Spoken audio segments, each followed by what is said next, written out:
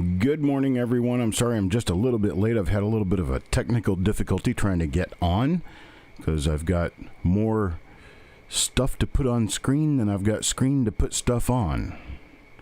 But I'm here. So we've got the new microscope working. I'm going to try to make sure that I at least get somewhere with it. Right? Got to try something, right?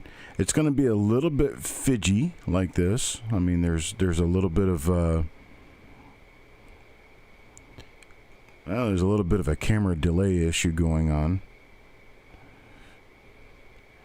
But this is the best this huge camera can do with regard to instant broadcasting. Hopefully everybody sees this well. Hopefully everyone can hear me well. I'm going to have to wait here just a couple of minutes to see if other people show up, because some people don't know this is happening until they get the notification that the broadcast is live. I'm not going to be able to use my other camera right now because, well, it's way over here and I'm not. So I have to do the best I can with what I do have. Try to get everything out of the way here so it doesn't look completely odd. Yeah, that is an issue. This is definitely an issue. Let's see. How can I handle this?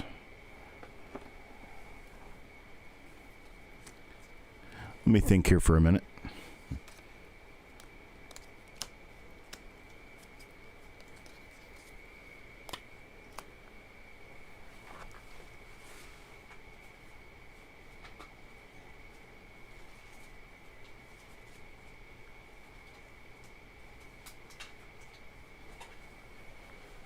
Let's see. I didn't even think about this issue. I can't reach all the stuff that I normally use. So I got to figure out how to get around that. Let me change my title on this thing real quick. This is going to be... Come on. So reveal number 152. It's a 1961D. This is actually a Kansas City Fed wrapped roll.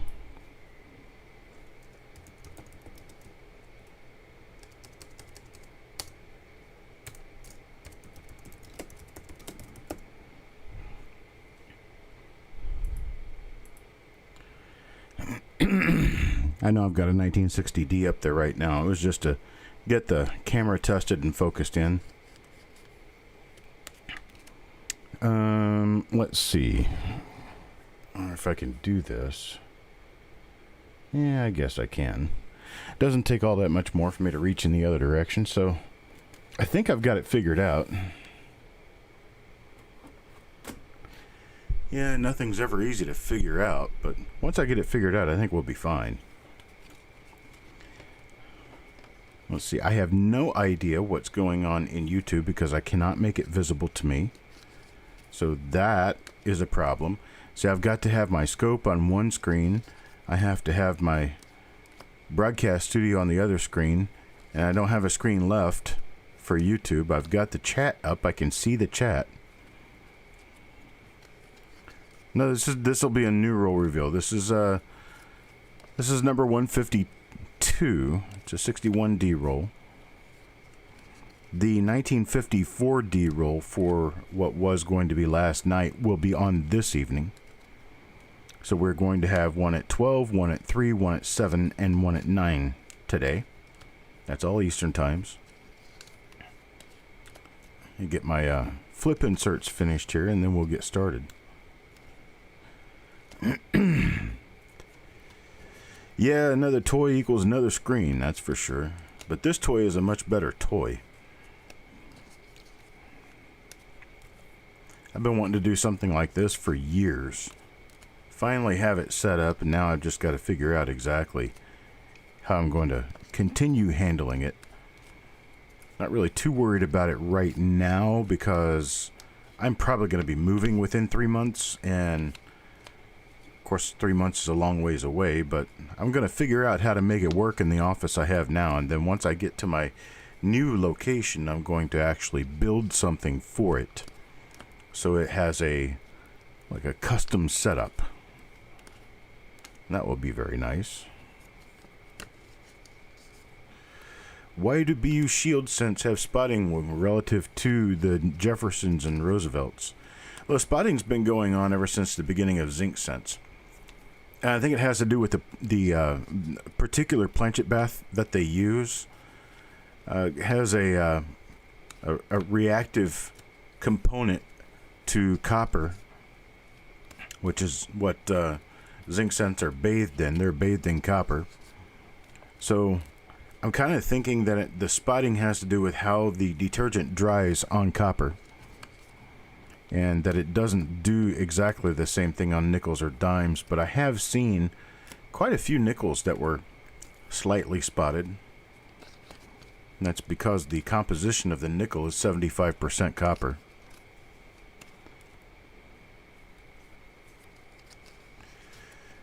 Well, I've got a lot of 2020 rolls now, and I'm going to start going through some of them to see if I can find something that works for condition. If I can find something that works for their condition, then I will have 2020 P&D gem coins available, hopefully.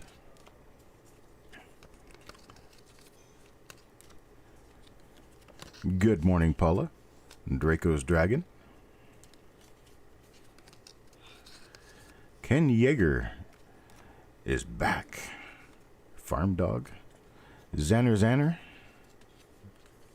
Joe McBride. Who else is here? I did say Paula, right? Hello, Paula.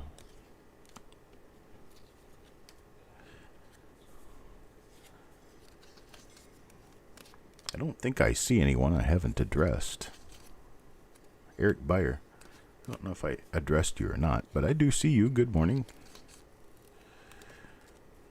I guess it is morning to most people. It's only afternoon if you're in the Eastern time zone. All of the news of the last few days has me rather discouraged. I kind of hoped our country to be better than what some are making it out to be. Okay, let's get started with this. Do this. Do this. Do this. Do this. Okay, I'm going to try to do this side over here, and then my microscope is over that way. And it's way over here. So, just in a different spot. Hello, Ida Herring, Techstar, Adam Connor. Okay, let me go ahead and get all the names in the bag. Let me get my roll. This is the roll right here. And I'm going to remove the coin that I had been using for focus adjustment. And let's go ahead and get this 1961D roll open. What do you say? Use my little plastic pry tool. It's like a little tiny plastic crowbar. I love this thing. Although it's starting to show signs of stress fracture in the neck, which means I'm probably going to have to order more of them.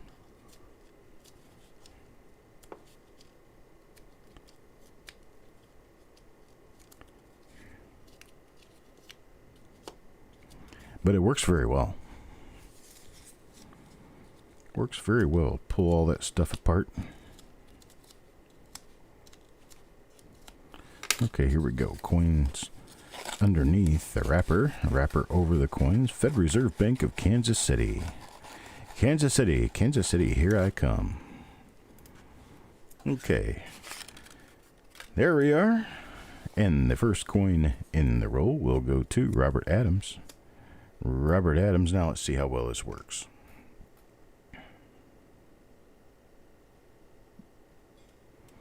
This might actually be too slow for my liking. But see, the difference is that I can zoom out, and I can zoom in, and I can zoom way in, and I can focus down, and we can see everything in great detail. Just not as great as I would like.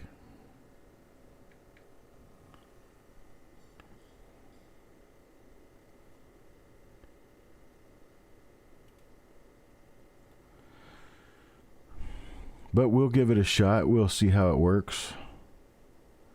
Yeah, this may not work. May not be what we're after here. I may have to do some more playing to see if I can get this right. This isn't going to work. Okay. So, plan B. Let's take coin number 1 out of here. And let's see here.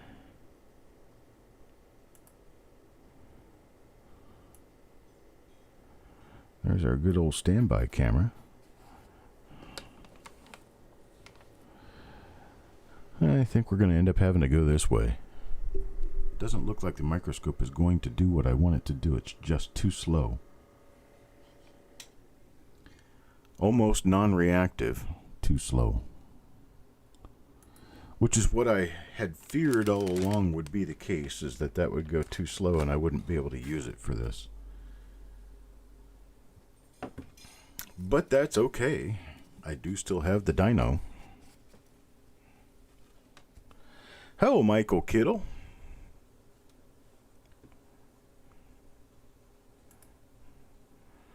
I'm going to go ahead and start putting more moderators in, because I've got people here talking, and this place is starting to turn gray, which means that's a good thing, actually, because it's new people who haven't been around before.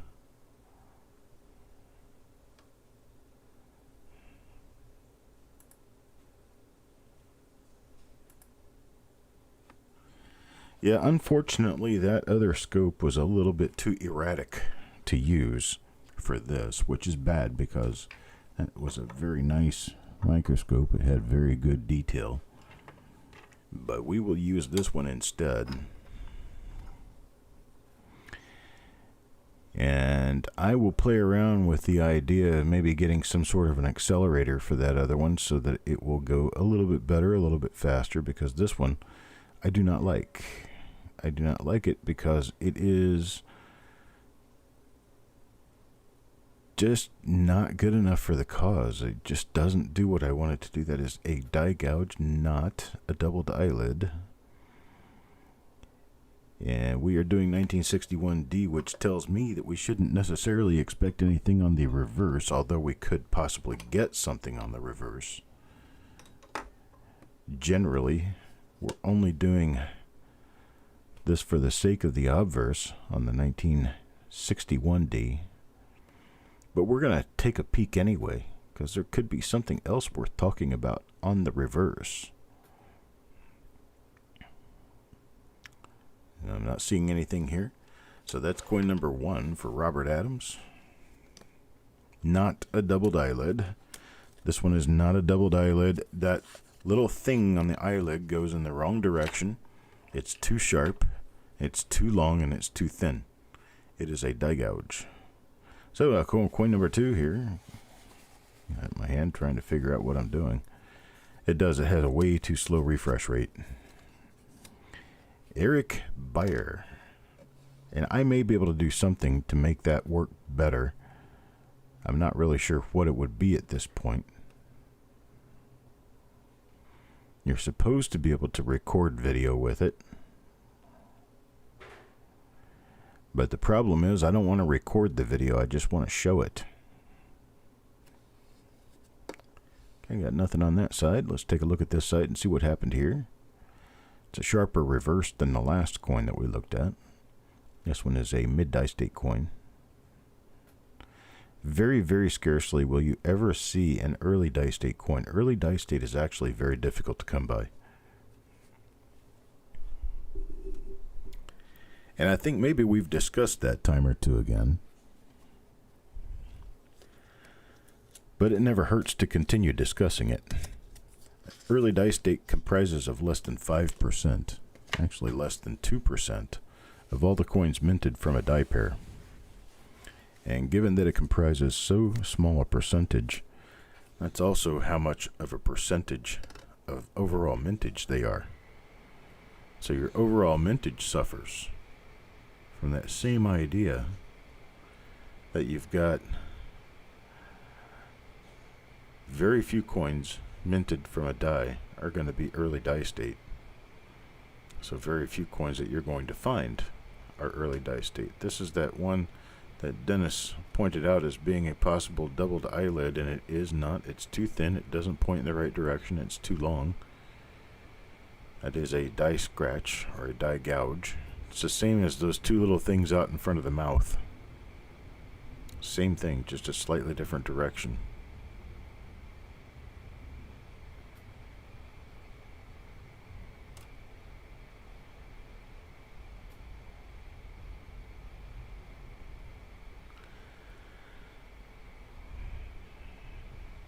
I don't have a DSLR that has a live video capability. In fact, I don't think there is such thing as an SLR with live capability, because that automatically takes it out of being SLR. It has to be more than a single reflex lens, or single lens reflex. Alright, Deanne gets coin number 4. So far we've not found anything in this roll. I'll try to stay focused on what's going on with the roll. I'm a little disappointed in my $1,700 camera and scope setup. It hasn't really gone anywhere for me yet, except in my ability to take better and quicker photos. I can actually look for markers on a coin and take photos of coins without actually looking through a microscope. I can do it looking at my computer screen, which I like that. That and the quality of the optics were worth the money. The optics are actually very high quality in this.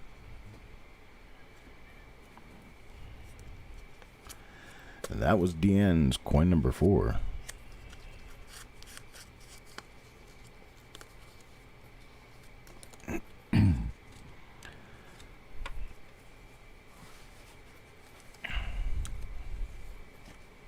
Why would I need a camel's hair brush?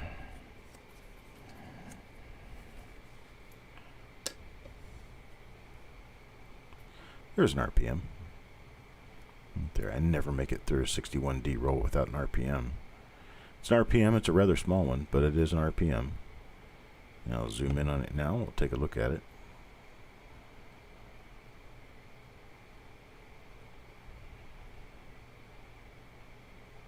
And zoomed in, it doesn't look as nice as it does when it's zoomed out, but that's a doubled upper serif.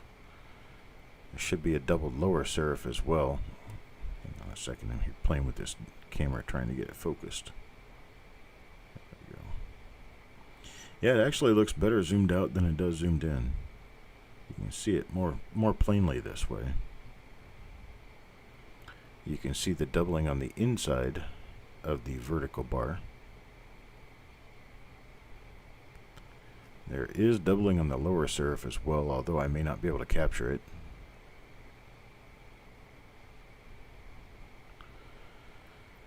Alright, let's see. Let me get around here and take a look and see if we have any markers to use for this, because I am going to be calling this one die 1 for the roll. Is that a marker? If it's a marker, it's a good one. Oh, that's a hit on the coin. Well, unfortunately, I'm having trouble finding a marker. We do have some really old die scratches north and south out here in the field, but they're really old and they're hard to see.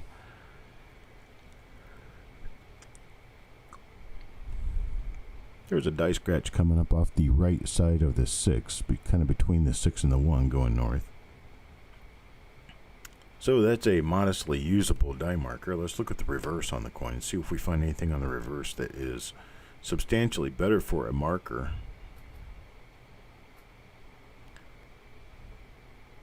But I really hate using reverse markers to identify something on the obverse of a coin because, well, they do change dies and there's no announcement when that happens. And you could have coins in the same roll that have one reverse and a different reverse with the same obverse. So I'm just going to call this one. This is going to be die number 1 for this roll. It has a die scratch running north from the right side of the 6.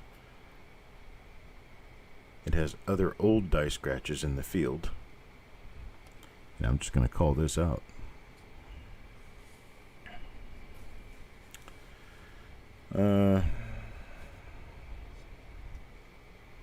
Yeah, that's exactly what I was doing, Michael Kittle. I cannot connect the camera that I have on this scope to OBS. It's not compatible for some reason. It does not happen. So what I had to do was I had to display screen using OBS. Oop, that was Jeff Stanley's coin. I have to display screen using OBS. And then open the software for the camera itself and use that. Doug Reese. And although the camera does hook up to the computer with a USB 2 connection, I cannot, for some reason, seem to find it in my selection list. Now this one has die cracks from the 9 to the 6 and from the 6 to the 1. Those are little die cracks. I've seen this die before. It does not have an RPM on it. Does not have any hub doubling. This is the one that has that little die gouge out in front of the eye that looks kind of like a doubled eyelid.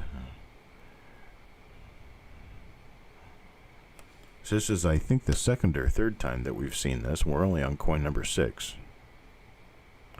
There's a little die chip next to the right eave.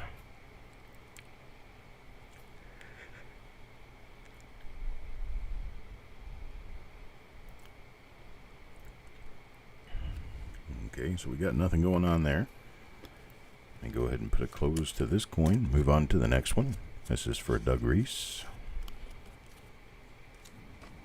Next coin is number 7. Number 7 with Mr. Patat. Let's see what Mr. Patat ends up with. Let's see here.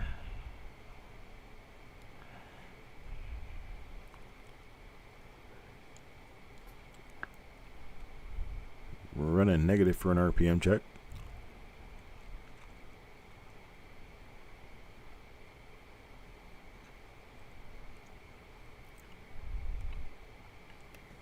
No doubling anywhere on the obverse. It's a nice sharp reverse. This one's an early mid die state.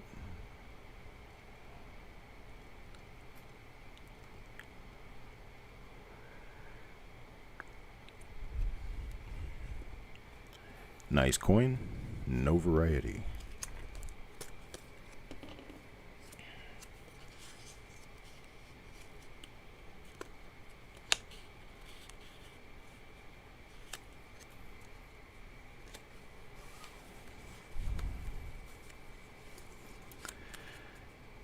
And now for Paul Hampton.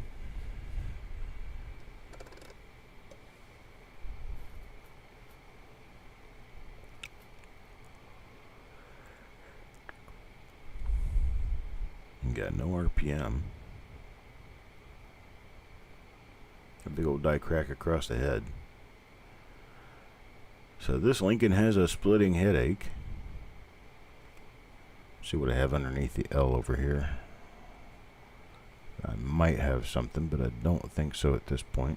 That's another die gouge way below the L.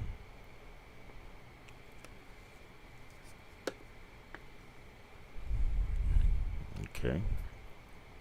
Well, we're going to look at this one upside down. There's a good perspective sometimes to look at them, other than how you would normally stare at the coin. And part of that is also in the lighting. The lighting will help you pick up split serifs if you have the serifs pointed toward the light. You get good separation lines with the separation line, the lower part of the separation line pointed away from the light. But when you're trying to look at serifs, you want to point them toward the light, because as soon as you get that serif twisted, I figure out how I'm saying this, and twisted off of being straight against the light, you end up with a shadow. And when you get that shadow, it really shows that split well. It's a matter of playing with it till you get it right. I guess is what I'm getting after here. Okay, this one's going to be another one of those that has that little bit of a die gouge out in front of the eye, because it has the die cracks between the 9 and the 6 and the 6 and the 1. So there's your little mark.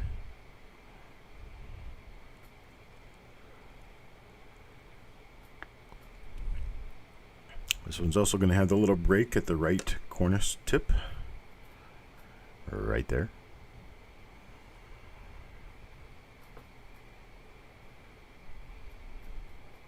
So we've seen this die before. This is a revisit for about the 3rd or 4th time to this particular die.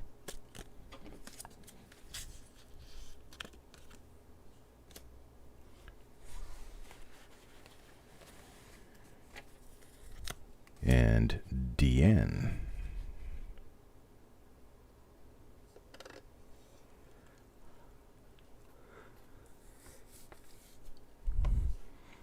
I generally just use a really fluffed out Q-tip. If you're only removing hair and dust and stuff off the coin, you're not going to put any pressure on it. You're not going to scratch anything. No damage done, and Q-tips are disposable and they're very cheap.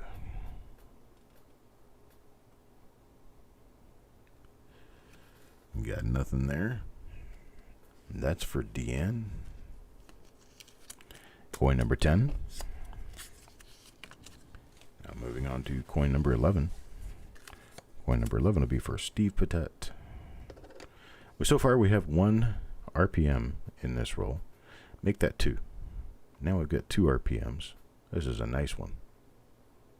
There you go. There's a good look at it. This is a D over D over D.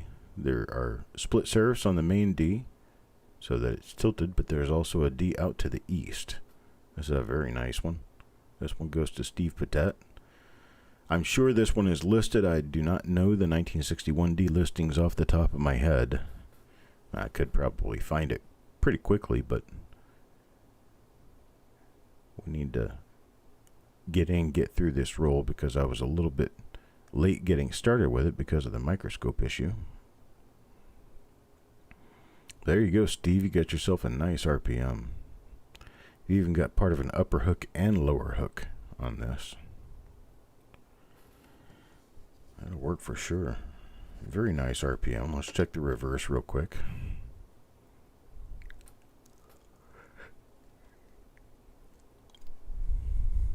You've got no doubling on the reverse, as would normally be expected with a 1961 D. Scope issue, my camera on my scope is just way too slow to use for a reveal. It gets too jittery and doesn't do its job. Just serious lag with the light.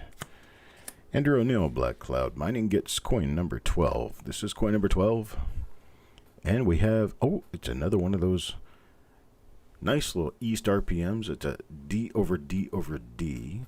It's tilted because you can see the split in the upper serif right there. There's a split in the upper and lower serif, and then the third D out to the east.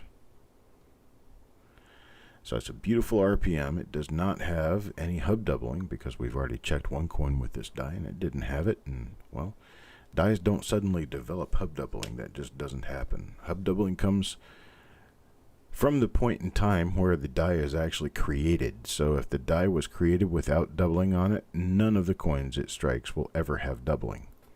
Conversely, if the die is created with doubling on it, every single coin minted by that die will have that doubling. It's kind of like a fingerprint. You never lose your fingerprints unless you are a criminal and you try to lose them.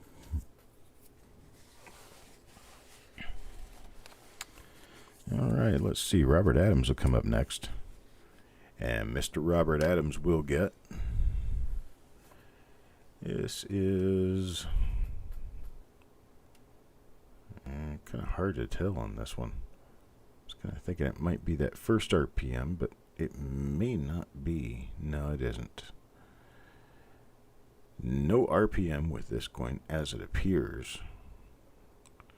So for now, I'll just keep moving. I will be going through this roll again, just like all other rolls. I go through them more than one time. I want to make sure that I've got everything before I send it out.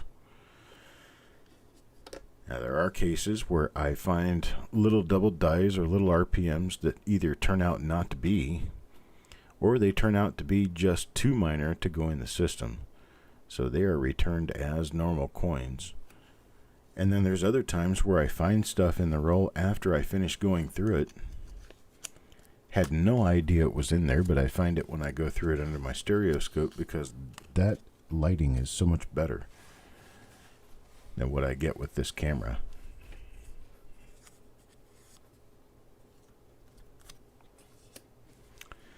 Let's see, technically if they change a die out to be replaced, it's possible for hub doubling on the new die while paired with an older die. Yes. So let's say that you have a double die. Well, that did actually happen. There is a specific case of it on a 1938D RPM. The earlier die state versions of the RPM do not have a double die reverse. The later stages do have a double die reverse. I can't remember which RPM it is right off, but the double die reverse is a really nice class 6 double die reverse. You'll find it sometimes with that RPM, and you will not find it other times with that RPM because the reverse die was changed. There are a number of times where one die or the other is changed. There is, for instance, like 1972 Philadelphia die number 4, the very rare one. There are specific die markers known, die scratches right over in this area, in the UN of United, that show up on 1972 Philadelphia DDO number 4, that also show up on a coin with a normal obverse. And what happened was they changed from the double die to a normal obverse and left the reverse the same, giving us the same markers on a normal coin that are on the double die obverse number 4. And in fact, some people actually pay premiums to get just those die markers to say that they've got the reverse that belonged with the rare obverse, which I personally and frankly find to be a little bit odd. If you're a die variety collector, you want to collect die variety and not insignificant reverse pairings to obverse dies that are no longer alive. Which, I guess each is to his own, of course, but you wouldn't find those in my prized collection because I just don't know that I would really care enough to have one. There, so far that I know of, there's never been a case of a double die being retired and replaced with another double die while holding the same other side of the coin. So for instance, a double die reverse with a big die scratch on the obverse, and the double die reverse is retired and replaced with another double die reverse while still having that big scratch on the obverse. I've never heard of that or seen it happen. Although it is technically possible.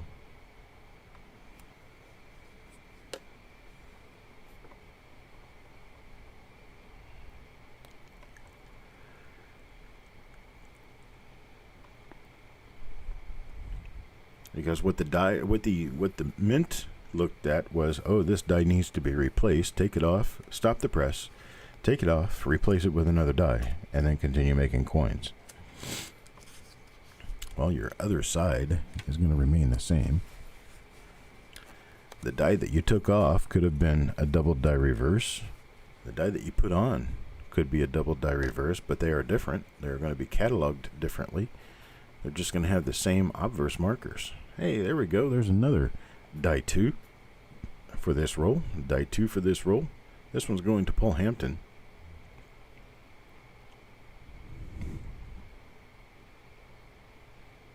Nice RPM there. So this one will go to Paul Hampton. Take a quick look on the reverse.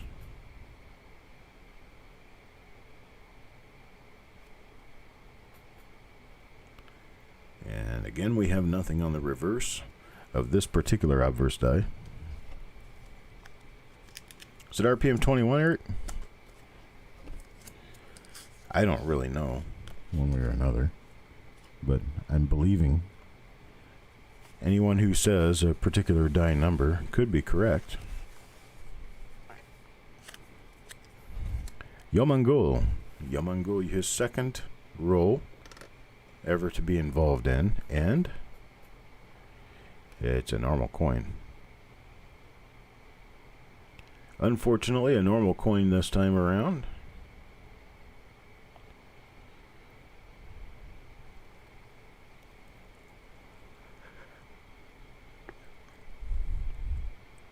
Well, I'm guessing that it's not really 100% unfortunate if you were looking to own a 1961 D-Lincoln cent anyway, and you weren't just playing the lottery ticket looking for a double die or RPM. Most people are. They're just looking for double dies and RPMs, but I do know people who fill their books with the coins I send because they are usually pretty high grade.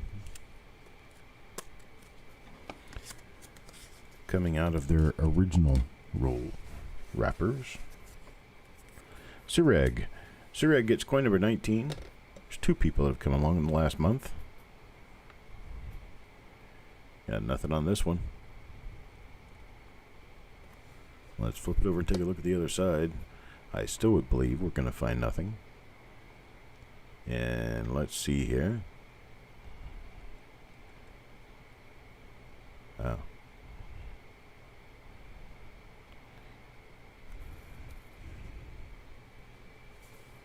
I must be clairvoyant. We have nothing on the reverse of that coin either. The reverse is on 1961D. People give up and they quit looking, but I don't because, well, we can't possibly have seen all of them. So, a looking I will go. There is another RPM. I do believe this is, yes, this is an RPM. It's a nice split lower serif. The upper serif is not quite so nicely split. But it shows nonetheless. This is not die 1. It is not die 2. This is a new one for us in this roll. So let me see if I can find us a good marker to use going forward to be able to identify this particular RPM.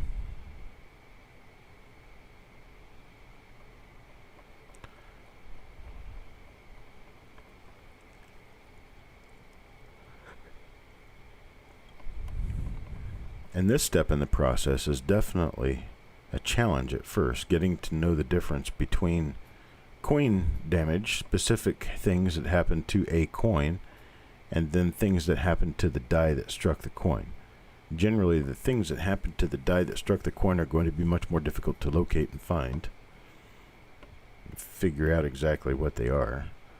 We do have a little die mark coming off of the chin, and just above it there's actually a die scratch going out into the field up to the above the 9-6 area, so we can use that long die scratch on the chin. This is going to define the markers for die number 3, which is a D over D tilted. You have a split upper and lower serif on this one. So let me move on to the next side. Hello, Jeff. Hope you're having a great Wednesday. My Wednesday got off to a little bit of a rocky start. Came in here and got everything all set up to do my reveal. And even went through the trouble of adding my new camera to the OBS so I could broadcast my new microscope. And while it's a really great microscope, it just doesn't do well live. It's an unfortunate issue. There's James Worley. Yeah, it doesn't do well live because the transfer rate is too slow. This is a very, very bright example of this RPM. It's a beautiful RPM. You can't even see the third D going this way, but if you flip it around this way, you can see it very easily.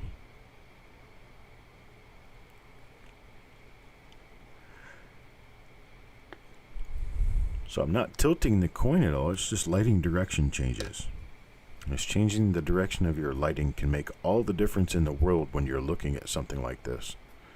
Because it's such minute detail you're looking at.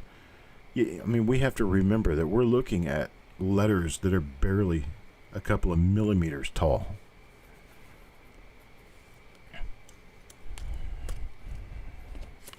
It's like your designer's initials on these coins. I've seen grains of sand that are almost as large. So here's Joe McBride for coin number 22.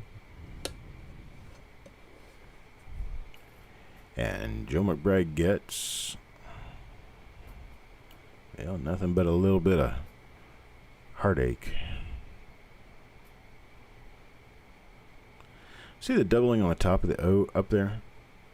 In fact, if I flip it over, you might be able to see it easier. Might turn out better. There you go. Little doubling right there on the top of the O. That's machine doubling. I'm sorry, it's not machine doubling. It's master die doubling. So you've got this doubling on the top of the O of God with just about every 1961 Lincoln cent struck. It's master die doubling used that year to make a number of hubs, which made a number of dies, which made a number of coins. So you've got a whole bunch of these. That little gouge in the center of the O and the doubling on the top of the O are both master die done. They're something that are so very, very common on 1961 Lincoln cents. You probably have one in your collection. If you have a 61 Lincoln cent, you probably have one of these. So I'll turn it this way. You can see again, you can look at the doubling on the O. A lot of times you've got it on in and God, and sometimes all the way over to the E of we. But it's most prevalent right there on the T. It's probably about half the coins minted will have that. Okay, we got nothing on this coin. Let's take a look at the reverse on it and see if there's anything on the reverse. Give it a good quick once over. Yes, sir, Dennis, we will. We'll zoom in the next time. You want me to zoom this camera? Let me try. Let me see what I can do about that. Let's see.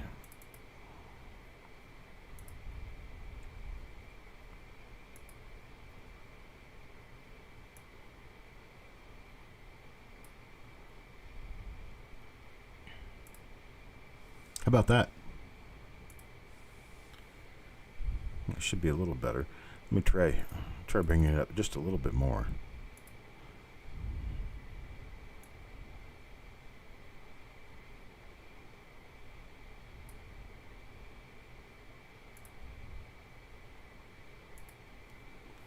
I tip the camera down just a little bit. There you go. How about that? I think that looks a little bit better. Okay, I finished going through this coin here real quick. Take a look at the reverse design and see if there's anything here that we need to pay attention to.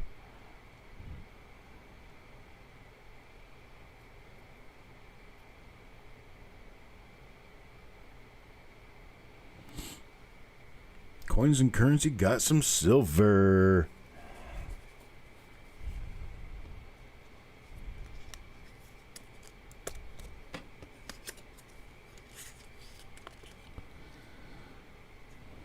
Like the silver. Silver adds asset value to your life. Hey, look, there's Jeff Dunn. And Jeff Dunn's coin is...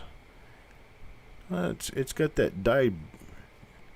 There's one that has a die crack between the 9-6 and the 6-1. Then there's this one that just has the die crack between the 6 and the 1. And I've seen these a number of times in this roll so far.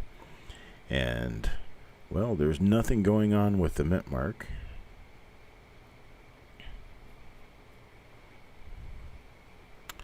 And there's no other doubling on the obverse. Let's take a look at the reverse again. And there's no doubling on the reverse, but there, you never know when you're going to run into a struck through or something else. We just had a struck through on a 1947 D Lincoln sent last night at the auction that did not show any sign that it would be an error coin on the obverse. You didn't see anything until you turned it over to the reverse, and there was this huge cavity in the coin.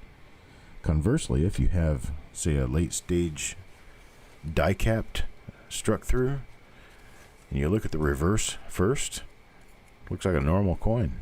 You flip it over, and everything's mushy on the other side.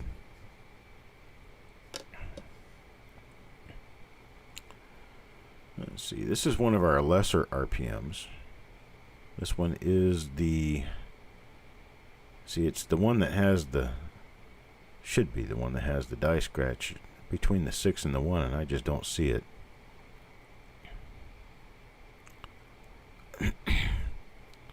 Big old die scratch coming off the nose. But I am not seeing the markers I was looking for, so I'm going to set this one off to the side as an RPM because it is definitely an RPM. Then I'll try to match it up with markers later.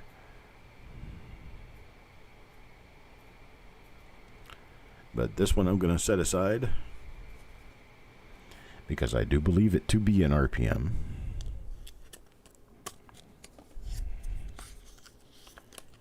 And that's coin number 24. It's put off in the special place for the un-ID'd stuff. And let me move on. Awesome, Jessica. You learn something new every day. Especially when you're hanging around some weirdo that sits around doing that stuff all the time. They can tell you like it's the back of their hand type thing. Here's another 1961D, and this one is not an RPM. So we do not have an RPM. And doesn't appear that we have a double die obverse. Let's flip it over and take a look at the reverse and see what happened there. And we also do not have a double die reverse. So this one will go into the normal pile. This one's for Sureg.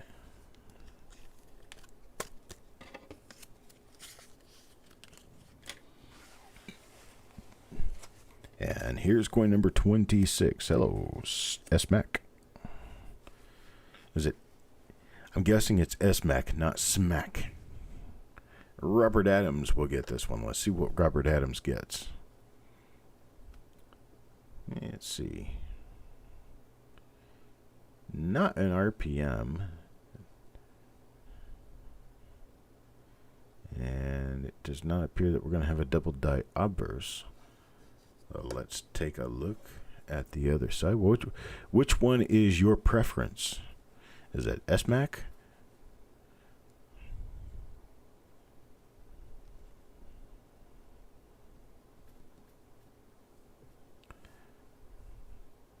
So I'm going through here in my head, S-Mac.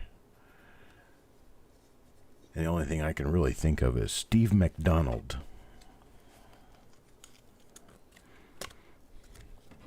That would be a very safe guess.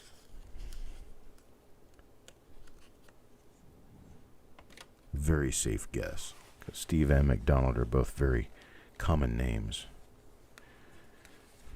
Not a bad guess, but it could be Sean McDougal, for all I know. Doug Reese.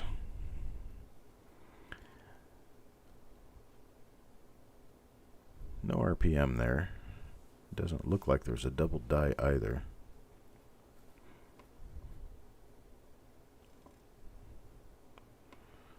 I had a friend one time. In fact, he's still a friend of mine, but we served in the military together for a while. And his last name was McDonald. And nobody ever called him McDonald. Everybody called him Mac. Everybody called him Mac. Nobody called him by his first name. In fact, when I was out looking for him on Facebook, I could barely remember his first name to find him. Finally remembered his first name. This is a guy that I spent 2 or 3 New Year's Eves with, playing cards with him and his wife, and me and my wife, and having a ball, having a good time, getting drunk together.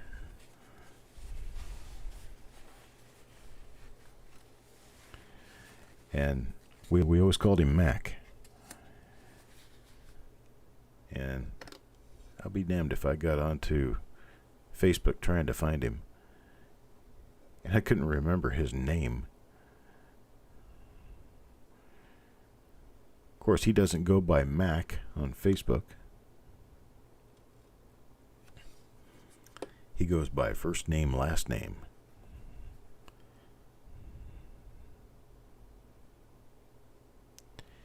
And when you don't know either one, it makes it difficult. It's also really difficult when you had a friend named David Smith. Trying to find a friend named David Smith. There's way too many David Smiths on Facebook, I'll tell you that for sure. And then the other thing is when you do have a name that's very uncommon, you're searching them on Facebook, and you find 3 of them, thinking that you'd never run into more than one. And none of the 3 are the person that you're actually searching for.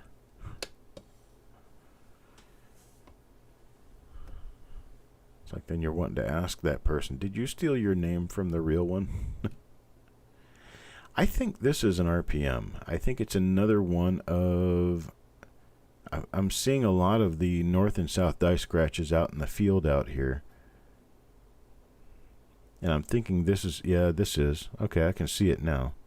Die scratch next to the 6 going north. This one is going to be a die number 1? What's that? Is that die number 1 that I can't remember now. Let me look at die number 1 and see. Yeah, die number 1. Okay, so this will go on the stack with die number 1. This is going to be an Andrew O'Neill Black Cloud Mining coin. And flip it over and take a look at the reverse for any error, anythings.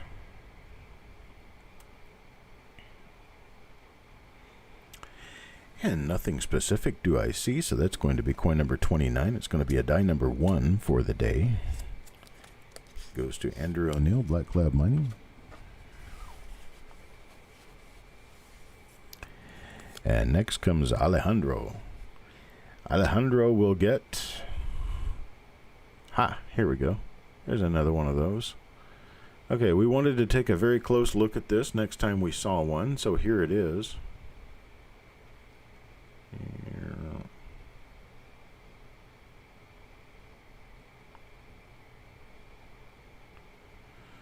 That's what it looks like. It has a nice vertical bar in the center of the mint mark. It's got a hook coming out to the east. It actually has an upper hook too. It's been mostly obliterated by die wear, but you can see the split in the upper serif. If you look up there now in the reflective shine off the 9, you'll see a dark line running right through the middle of it. That's a... Let's get this thing focused again. There we go. So there we go. There's another image of that really nice RPM.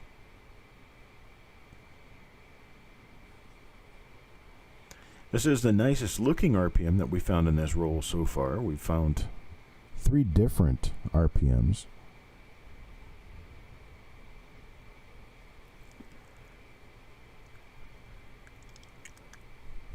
Get everybody a chance to get a screenshot out, a screen capture or whatever, so they can continue working to look this one up. It's very close to the 9 of the date. It's got a fat mint mark with splits on the upper and lower serifs. It has kind of has a line going straight down the center of the D, but it kind of tails off toward the left. If you'll notice, it kind of tails off toward the left as it goes down.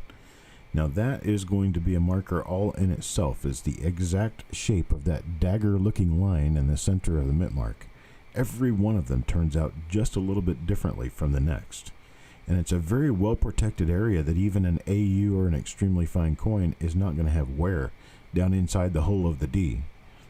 So it's always a good place to look to find yourself a marker match for another mint mark that looks very similar.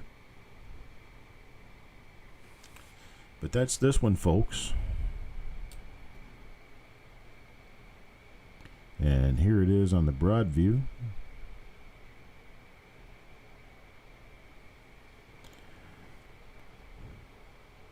I step out to the broad view camera now for a traffic report.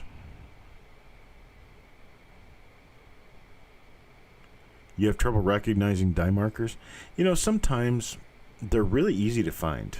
Sometimes it's going to be like a huge die gouge here and there and blah, blah, blah. And then sometimes it's going to be, well, there might be a die dot over here. There might be a die scratch over here. The thing that you have to understand and realize is that the more minute the die marker, the more quickly it completely wears off the die, simply because a little die scratch doesn't last on the die but for a couple of thousand strikes. And then it just goes away. You get yourself involved in something that's like a die crack. Die cracks only grow, they don't shrink. They don't really remain the same because a die crack is a weakness. It's an area of weakness, just like a wall. You got a house that's settling, you're going to get a crack in the wall. As it settles, that crack is going to grow. Now your settling can stop, but your crack won't shrink.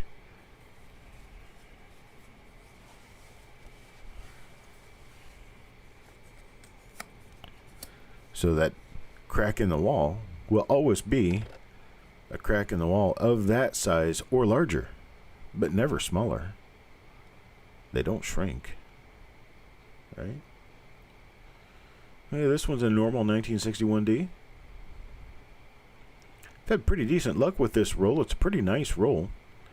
Coins are in pretty good shape.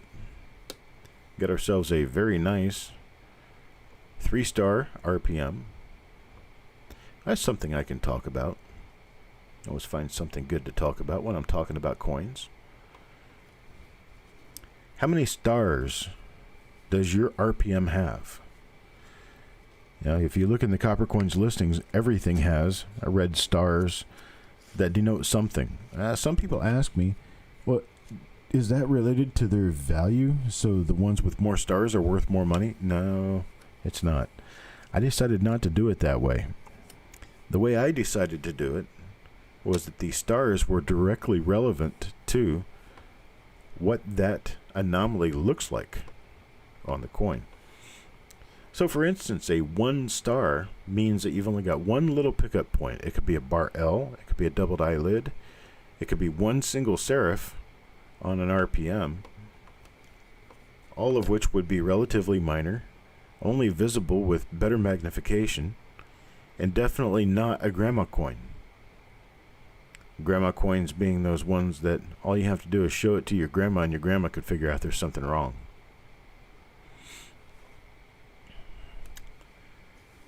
So that's 1 star. 2 star is not much better than 1 star. 2 star can be a minor double die that shows going around on lettering as minor notches. A 2 star could be a split serif RPM that actually has a split in 2 serifs in both serifs. A 2-star double die could be just a little bit of extra thickness around the date or just a little bit of extra thickness on the reverse.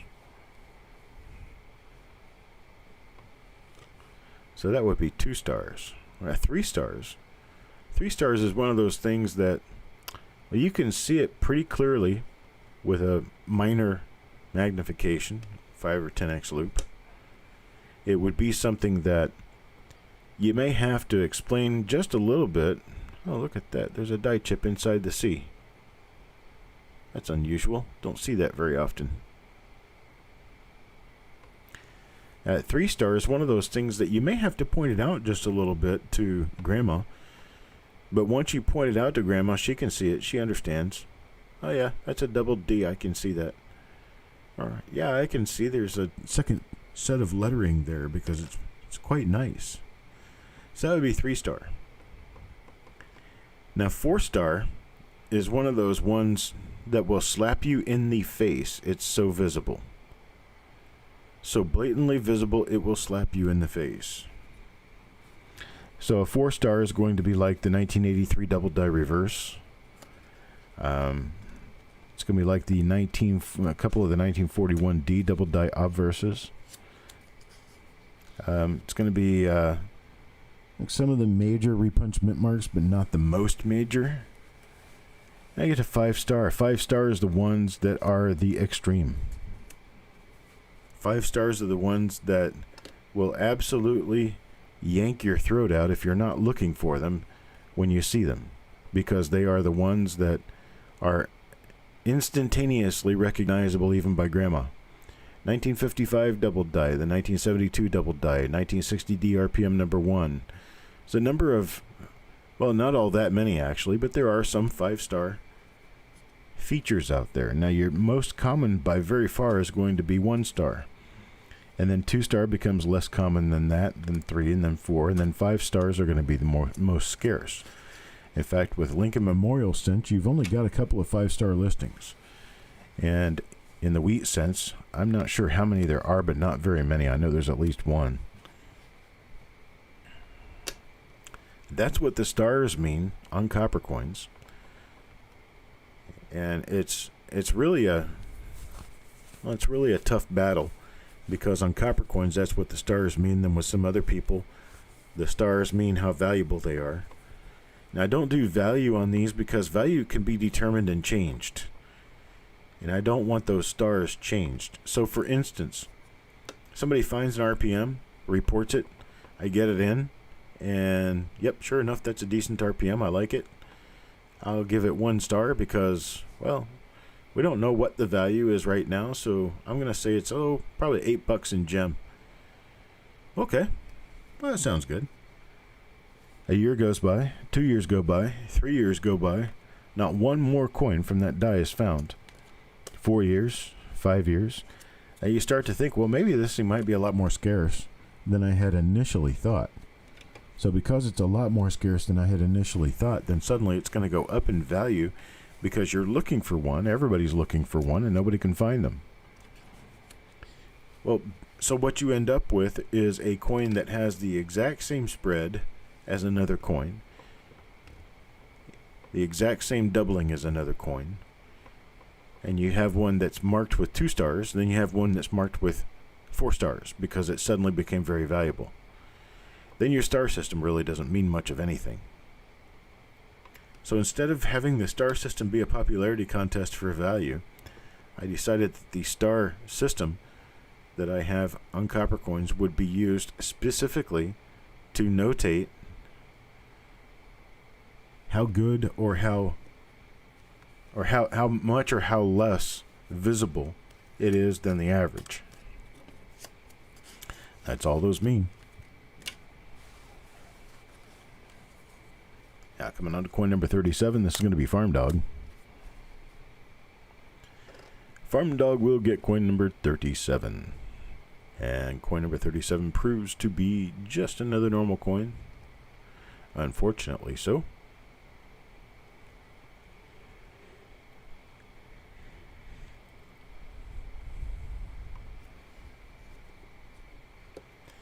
Oh, Frank. How's the Master Dragon today? Did he awake out of his lair in a good mood, or is he going to spit fire on everyone?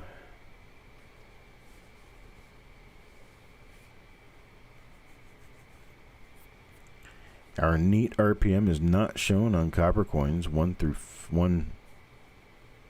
5 or Wechsler 1 through 72. We're talking about this 1961 DRPM that we've been looking at, and it's not shown on copper coins or Wechsler. It's humid. Yuck. Oh, Coin Dragon, what am I going to do with you? You don't know warm weather. I could take you on a tour through my old stomping ground in Florida. You would simply melt. There's another RPM for you. This one's going to be, I believe this one's going to be a die number 3. Die number 3 on this particular, see, where did I have the die?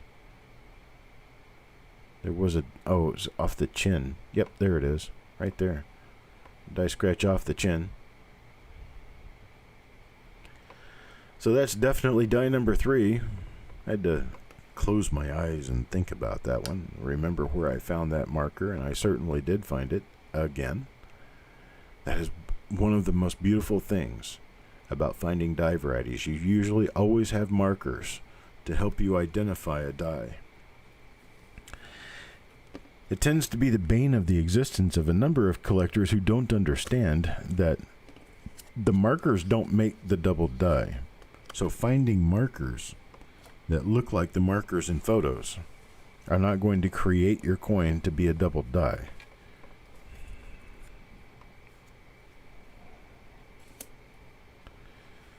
But what we do have is your double die, if it matches another one, it's probably going to have very similar or exact markers as the other one, because they came from the same die with the same fields and the same die markers. Somebody hit the die with a screwdriver and put a gouge in the die. Well, you're going to have coins that are going to appear to be the same with the same markers as you go through.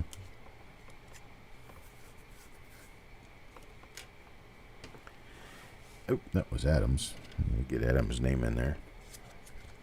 There we go. And now, coin number 40. Coin number 40 is Jeff Dunn. Jeff Dunn will get this coin.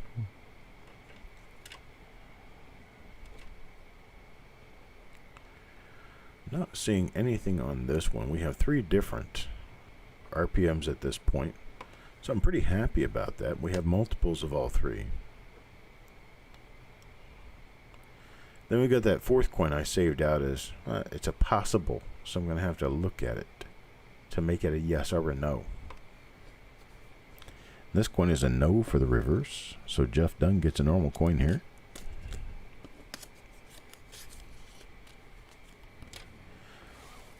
You guys like how my my auction culling is getting a little faster? My jaws are getting that exercise that they need to get. I come on for a couple hours and do a little bit of fast talk.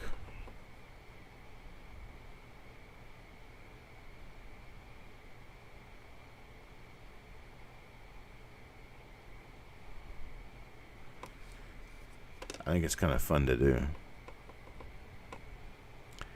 It's fun being an auctioneer, even if you don't do auctioneering well.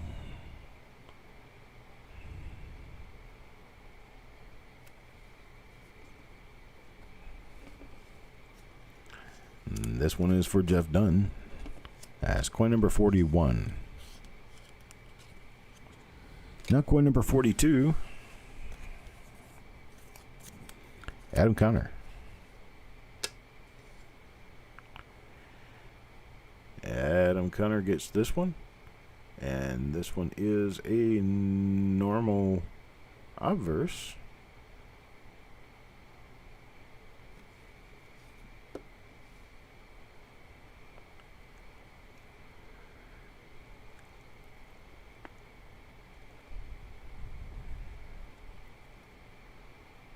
And as previously predicted, not a double die reverse either. That's coin number 42 for Adam Connor. Now coin number 43.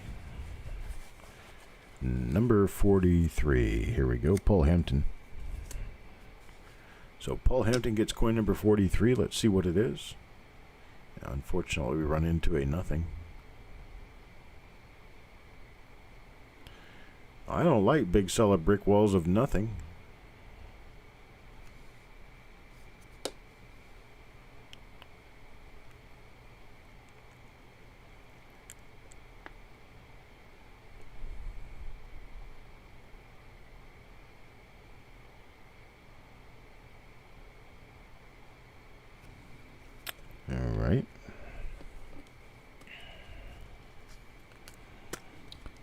That crowd's not very lively out there today.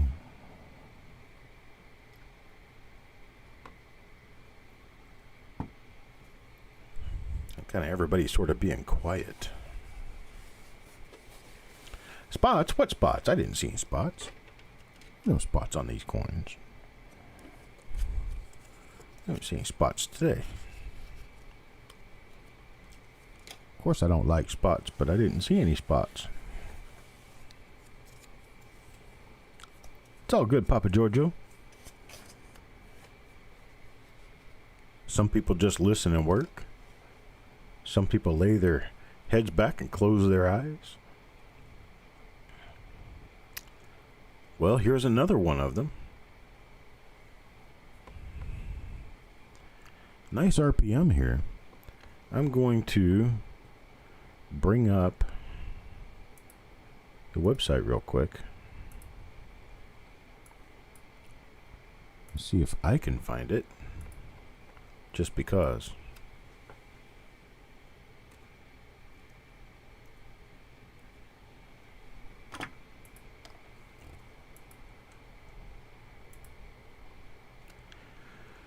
Let's see, it's not in 1 through 10. It is not 11 through 20.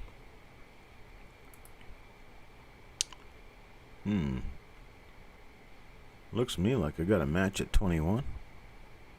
Let's connect at 21. Well, actually 21. This particular one is showing me die crack across the lower shoulder, which I don't see. I also don't see a number of other markers. Let's see, there should be one between the right roof and the eye of America. Should be a die dot there, and there is not. And a die scratch inside the T of United. It's not there either. So we do not have a marker match with 21. But we do have what appears to be a mint mark match. I'll flip it over this way and take a look at it again. Yeah, it really does look like it matches 21 here.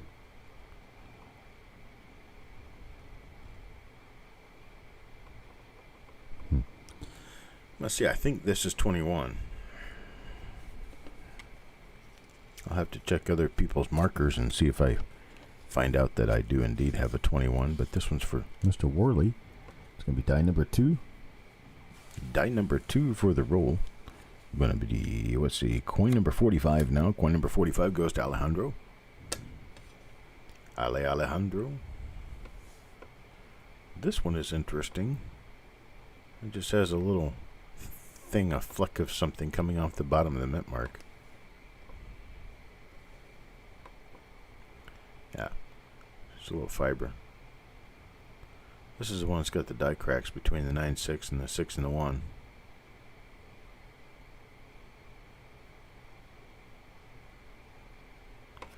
Nothing on the obverse. Let's take a look at the reverse real quick.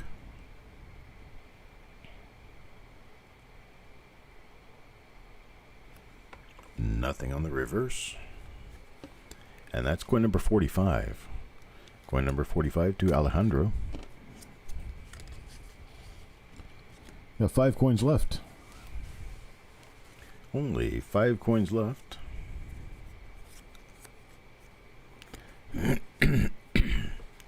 And we've got Adam Chambers.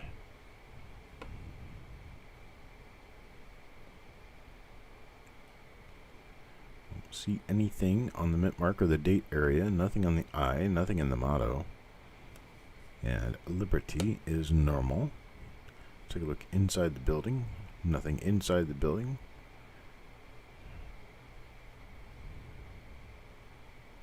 Nothing around 1 cent. And nothing around the United States of America, so we have a normal coin. This one goes to Adam Chambers.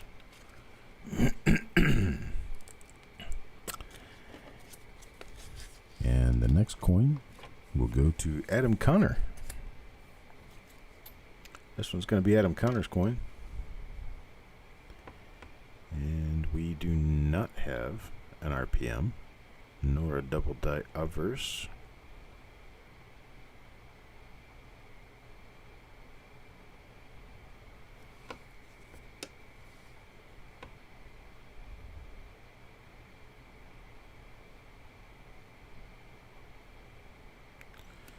Nothing there. It's coin number 47 now. We are less than 2 hours away from the next reveal. Next reveal will be at 3 p.m. Eastern Time.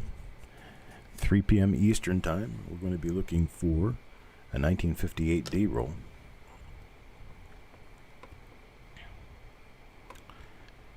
We've had a lot of excitement with 58 D-rolls in the last, 3 months or so. I'd like to see you there. You can join me and we can just sit on the porch watching the traffic while we go through a roll of coins. Nice and easy. Grab yourself a cup of coffee. Yeah, I know you don't drink coffee during the middle of the day, but I do. So I'll make a cup for you.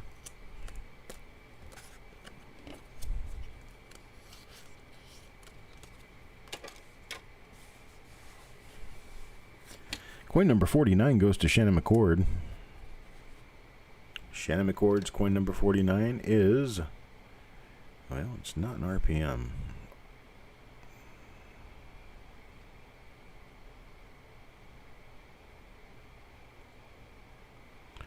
Not an RPM, not a double eyelid. Not a double die obverse. And on the reverse, we have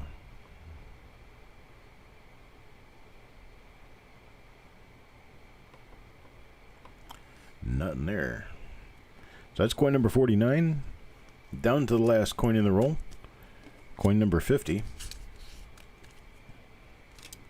And it also goes to Shannon McCord.